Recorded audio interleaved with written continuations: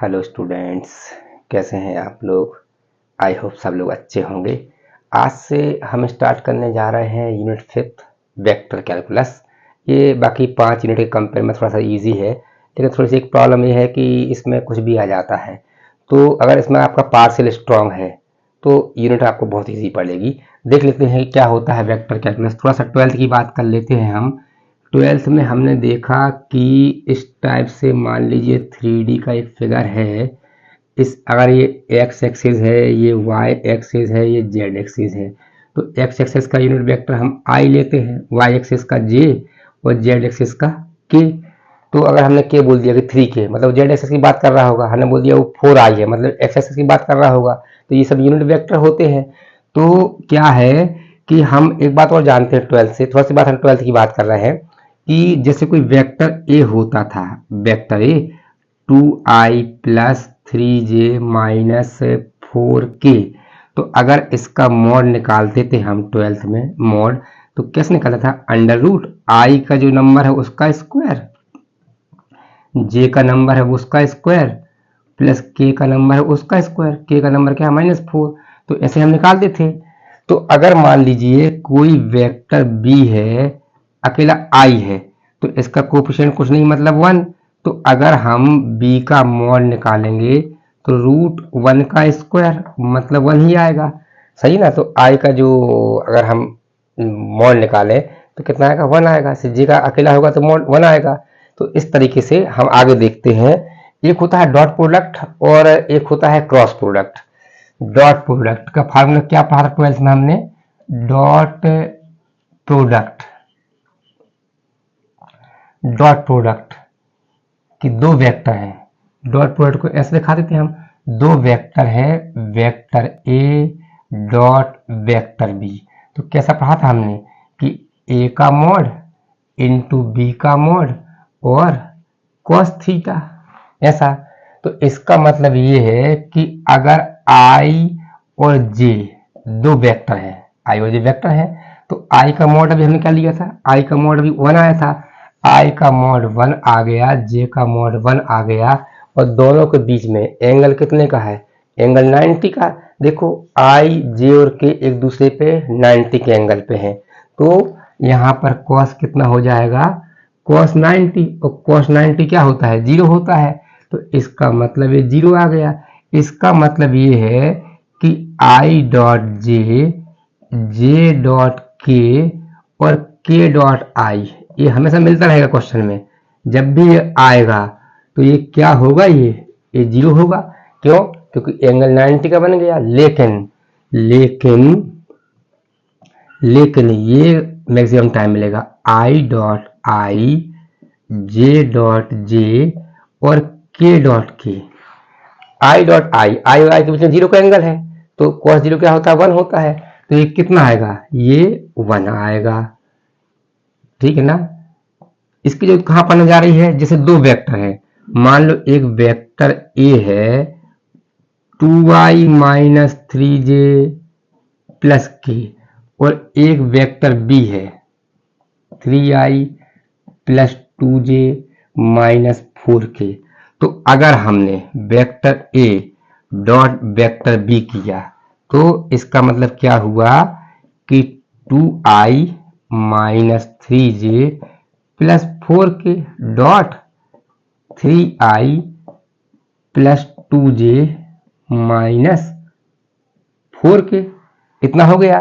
अब क्या है कि डॉट में इसका इसका इन तीनों के साथ इंटू कर सकते हैं, इसका इन तीनों के साथ इंटू कर सकते हैं, इसका इन तीनों के साथ कर सकते हैं। लेकिन हमने क्या देखा कि फर्स्ट के साथ हम फर्स्ट को ही लेंगे, फर्स्ट के साथ फर्स्ट को क्यों लेंगे हम, क्योंकि आई डॉट आई 1 होता है, आई डॉट जे 0 कर देता है, आई डॉट के 0 कर देता है, इसलिए फर्स्ट के साथ सेकंड थर्ड लेंगे नहीं हम, और सेकंड के साथ हम सेकंड को लेंगे, क्योंकि ये मैक्सिमम क्वेश्चन में हमें डॉट प्रोडक्ट की जरूरत पड़ने जा रही है, इसलिए ध्यान समझ लीजिए इसको। और ये क्या है, थर्ड के साथ हम थर्ड को लेंगे हम। तो ये कितना हो जाएगा, हमने नंबर लिया, इसका नंबर इसका नंबर, तो इसका नंबर 2 है और इसका नंबर क्या है, 3 है, और यहाँ क्या लिखा, आई डॉट आई, फिर प्लस इसका नंबर कितना है -3, और इसका नंबर कितना है 2, और हमने जे डॉट जे लिख दिया, फिर प्लस इसका नंबर कुछ नहीं मतलब 1 माना जाएगा, तो इसका नंबर 1 है, इसका नंबर -4 है और के डॉट के हो गया।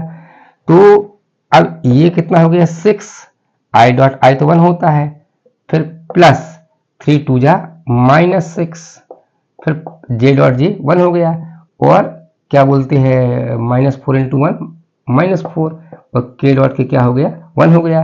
तो ये कितना आ गया, ये आ गया -4। क्या आ गया -4, दो वेक्टर का डॉट प्रोडक्ट कितना आ गया इसका -4 आ गया। ठीक है, तो जब भी हम डॉट प्रोडक्ट करवाएंगे तो दो वेक्टर के बीच में ही होगा, तो पहले के साथ पहला वाला लेंगे, सेकंड के साथ सेकंड वाला और थर्ड के साथ थर्ड वाला लेंगे हम। ठीक है, तो देखते हैं, जैसे कि मान लीजिए कोई ऐसा क्वेश्चन कभी मिल गया हमें डॉट प्रोडक्ट करवाना है और ये मिलता रहेगा, इस तरह के एग्जाम्पल को दिमाग में सेट कर लीजिएगा। अगर हमें जैसे मिल गया कि 2i - j + 2k और dot 3i + 2j + 3k bye 5 ऐसा कर दिया, तो बाय 5 से मतलब नहीं हमें तो डॉट प्रोडक्ट ऊपर ऊपर होगा, इसके साथ इसको ले लिया, ठीक है ना, इसके साथ इसको ले लिया और इसके साथ हमने इसको ले लिया, तो बाय 3 चलता रहेगा, बाय 3 नहीं बाय 5 चलता रहेगा। और यहाँ पर क्या है 2 × 3 आई डॉट आई 1 हो चुका होगा, फिर प्लस इसका नंबर -1 है और इसका नंबर क्या है 2 है, प्लस इस सेकंड के साथ सेकंड लिया हमने, अब थर्ड के साथ थर्ड, तो इसका नंबर क्या है, इसका नंबर 2 है और इसका नंबर कितना है 3 है, इस टाइप से। तो ऐसे सॉल्व कर दिया हमने, और हमने I dot I J dot J के डॉट के नहीं लिखा क्योंकि हमें मालूम है 1 होता है, तो ये सॉल्व कर लिया। ये कितना हो जाएगा, ये हो जाएगा 6 - 2 + 6/5, ठीक है ना, 12 - 2 मतलब 10/5 मतलब 2, इस टाइप से आ गया ये। तो ऐसे हम डॉट प्रोडक्ट को हम निकाल लेंगे हम। ठीक है, आगे देखते हैं। अगला है क्रॉस प्रोडक्ट इस टाइप से। दो वेक्टर हैं, वेक्टर ए और वेक्टर बी, इसके बीच में हमने क्रॉस लगाया। तो इसका फार्मूला क्या पढ़ा था हमें 12th में कि ए का मॉड इंटू बी का मॉड और साइन थीटा और ये unit normal vector N cap. आने वाले टाइम में इसके बारे में हम बहुत डिटेल में समझेंगे कि एन कैप क्या होता है। यूनिट नॉर्मल वेक्टर मतलब जो 90 पे होता है, दो वेक्टर के जो 90 पे होता है उसको हम यूनिट नॉर्मल बोलते हैं। इसको निकालने के बहुत सारे तरीके होते हैं, धीरे धीरे हम समझ जाएंगे हम। तो सबसे मेन मीनिंग मतलब क्या होता है, दो वेक्टर के जो 90 पे हो। तो अगर हमने आई और जे के बीच में क्रॉस लगाया तो इस आई का मॉड तो 1 होता है, जे का मॉड 1 होता है, दोनों के बीच में कितने का एंगल है 90 का एंगल है, ठीक है ना। अब इन दोनों के 90 पे देखो, आई और जे के 90 पे के है, आई और जे के 90 पे जो है वो क्या है के है, तो फिर इसका एन 90 पे क्या माना जाएगा के माना जाएगा और साइन 91 होता है, मतलब ये है आई क्रॉस जे है के होता है, ठीक है ना। लेकिन हम एक बात पढ़ के आए हैं कि अगर जे क्रॉस आई है तो माइनस के होता है, ठीक है ना। ऐसा क्यों होता है, क्योंकि हम एक बात जानते हैं कि वेक्टर क्वांटिटी वो होती है जिसके अंदर डायरेक्शन हो। कौन सी डायरेक्शन, क्लॉकवाइज, एंटी क्लॉकवाइज। तो हम इससे समझने की कोशिश करते हैं कि जैसे हमने ये बना दिया, ये कौन सा डायरेक्शन है, ये घड़ी को उल्टा है मतलब एंटी क्लॉकवाइज। तो आई जे और के अगर हम एंटी क्लॉकवाइज मतलब पहले आई लिया फिर जे लिया, आई लिया और जे लिया, इस डायरेक्शन में है तो ऊपर वाला आता है, पहले आई लिया और फिर जे लिया तो ऊपर वाला। लेकिन जे क्रॉस आई लिया, जे क्रॉस आई, तो जैसे अगर जेड है तो इसके अपोजिट में माइनस जेड है, ये एक्स है, इसके अपोजिट में माइनस एक्स है, इसके अपोजिट में माइनस वाई है। तो जे क्रॉस आई लिया, जे क्रॉस आई प्लस जे फिर आई, तो नीचे वाला जेड काम करता है मतलब माइनस के वाला। तो जे क्रॉस जे क्या आ जाएगा के, लेकिन उल्टा कर दिया हमने क्लॉक वाइज, तो नीचे वाला काम करने लगता है, ठीक है ना। तो इस तरीके से मान लीजिए कभी के क्रॉस जे दिया, के आया फिर जे लिया, मतलब हमने घड़ी के क्लॉकवाइज बना दिया, मतलब उल्टा हो गया। तो आई तो आना है, लेकिन चूंकि एंटी क्लॉकवाइज नहीं है इसलिए माइनस आई आएगा। क्लॉकवाइज में माइनस आ जाता है, एंटी क्लॉकवाइज में ऊपर वाला आएगा प्लस वाला। इस तरीके से हम निकाल लेंगे इसको हम, ठीक है ना। और देखिए जैसे हमें के क्रॉस आई लिया तो ये के है और ये आई है, तो ये कौन सी डायरेक्शन है, एंटी क्लॉकवाइज, तो ऊपर वाला आएगा। एंटी क्लॉकवाइज में कोई चीज जब घुमाते हैं तो सिंपल समझिए, ये एंटी क्लॉकवाइज से कोई घुमाते हैं तो ऊपर वाला ऊपर पहुंच जाता है। पेन की कैप घुमाएंगे तो ऊपर आ जाएगा, तो ऐसे समझना हमें। तो एंटी क्लॉकवाइज में ऊपर हो जाएगा, ठीक है ना। तो के क्रॉस आई क्या हो जाएगा, प्लस जे, इस टाइप से, ठीक है। तो ऐसे हमने क्रॉस प्रोडक्ट हमने समझ लिया। अब थोड़ा सा हम बताना चाहते हैं वेक्टर फंक्शन और scalar function, vector function and scalar function. Vector function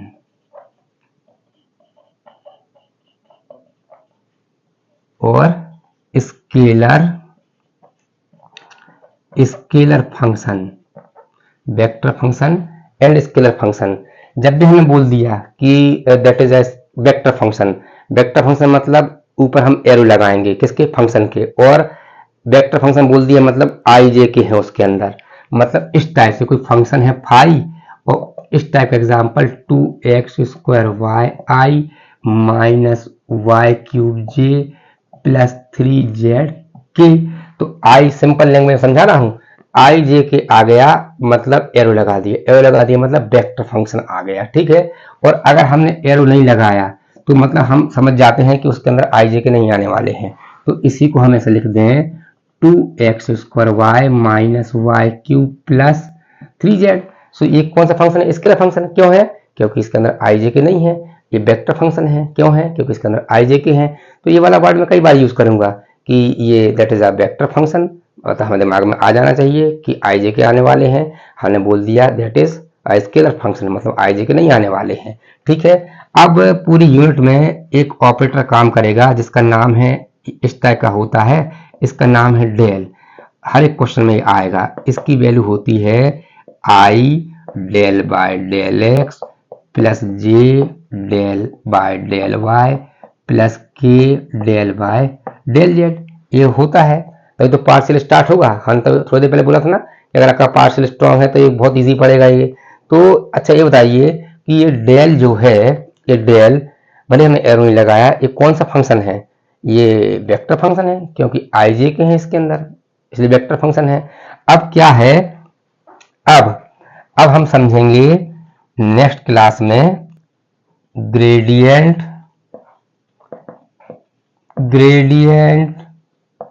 divergent and curl. Gradient divergent curl पूरी यूनिट में कभी ग्रेडियंट का यूज होगा, कभी डाइवर्जेंट का होगा, कभी कर्ल का होगा।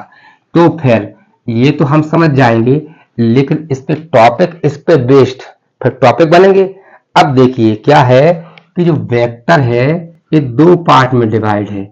एक है डिफरेंशिएशन पे बेस्ड, पार्शियल डिफरेंशिएशन, एक पार्शियल डिफरेंशिएशन पे बेस्ड है, और एक है इंटीग्रेशन पे बेस्ड, इंटीग्रेशन। तो ये थोड़ा इजी पड़ता है इसके कंपेयर में। इसके छोटे छोटे बहुत सारे टॉपिक हैं, इसके छोटे छोटे टॉपिक जैसे कि unit normal vector, unit normal vector, directional derivative डी, इस solenoidal vector, solenoidal and irrotational vector, greatest rate या मैक्सिमम मैग्नीट्यूड, मैक्सिमम मैग्नीट्यूड, ऐसे छोटे छोटे और थोड़ा थोड़ा प्रूफ वाले भी क्वेश्चन हैं इस पे बेस्ड, डाइवर्जेंट और ग्रेडियंट पे बेस्ड और कर्ल पे बेस्ड। डाइवर्जेंट ग्रेडियंट पे बेस्ड जो है हमारे छोटे छोटे प्रूफ वाले क्वेश्चन है। और भी है angle between two curves, scalar potential, और एक दो टॉपिक और है। तो ये सिंपल टॉपिक पड़ेगा हमें। और इंटीग्रेशन में पहला है हमारा लाइन इंटीग्रल, दूसरा है सरफेस इंटीग्रल, तीसरा है हमारा वॉल्यूम सिंपल है, वॉल्यूम इंटीग्रेशन, ठीक है ना। फिर इसमें मेन है हमारा फोर्थ स्टोक्स थ्योरम,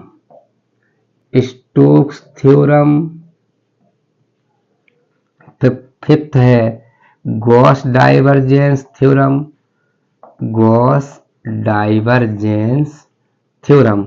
और इसमें एक और आने लगा है आजकल ग्रीन्स थ्योरम, एक कुछ सालों से ये भी आ रहा है, ठीक है ना। तो दो पार्ट में कर दिया, एक हमें डिफरेंशिएशन वाले पार्ट में, एक इंटीग्रेशन। ये हमें बहुत इजी पड़ेगा, कम से कम एक क्वेश्चन तो इससे आएगा, ठीक है ना। कम से कम एक क्वेश्चन, और एक क्वेश्चन इससे आएगा। अगर दो क्वेश्चन मान के चल रहे हैं तो, नहीं तो क्या है, इससे 14 मार्क्स का जाएगा और इससे 7 मार्क्स का आएगा। कई बार इससे 14 का आ जाता है, इससे 7 का आ जाता है। तो कहने का मतलब ये है कि ये वाला पार्ट बहुत इजी है, कम से कम कुछ बने नहीं बने, ये वाला पार्ट तो कोई भी स्टूडेंट कर ही सकता है। तो हम इसको क्या है नेक्स्ट क्लास में हम ये देखते हैं कि ग्रेडियंट को कैसे निकाला जाता है, डाइवर्जेंट को कैसे निकाला जाता है, कर्ल को कैसे निकाला जाता है, क्योंकि ये निकालना सबसे इंपॉर्टेंट है। क्योंकि ये कोई भी फार्मूले, कोई भी टॉपिक है, इन तीनों में कभी ये मिलेगा, कभी ये मिलेगा, कभी ये मिलेगा। तो कैसे सॉल्व किया है ये देखना है। वो पार्शियल मेन है हमारा, पार्शियल एक दो बार फोकस करोगे किसके रिस्पेक्ट में है तो पार्शियल बन जाएगा। तो ठीक है, तो ये हम नेक्स्ट क्लास में देखते हैं फिर। ओके।